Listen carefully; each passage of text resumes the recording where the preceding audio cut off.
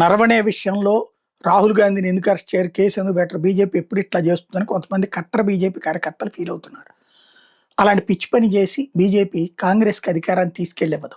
ఒకప్పుడు ఎమర్జెన్సీ అరాచకమే జరిగింది, దేశవ్యాప్తంగా అరాచకం జరిగింది. ప్రతిపక్ష నాయకులందరూ జైళ్లలో ఉన్నారు, మీడియాని పూర్తిగా నియంత్రించారు, కలెక్టర్ సంతకం పెట్టకుండా పేపర్ ప్రింట్ కావడానికి వెళ్ళేది. ఇవాళ వార్తలు ఎల్లుండి ప్రచురించేటటువంటి దౌర్భాగ్యకరమైనటువంటి పరిస్థితి.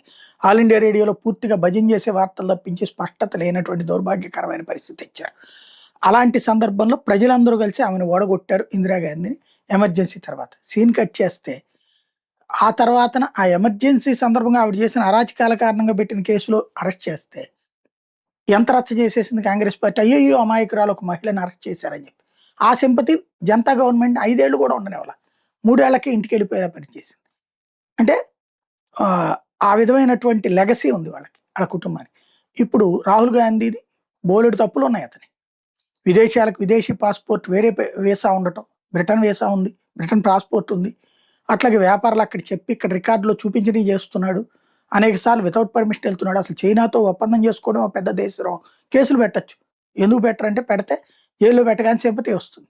ఆ సింపతితో అవతల వాళ్ళకి అప్పనంగా తీసుకెళ్లి అధికారం ఇచ్చినట్టు కాబట్టి పెట్టరు.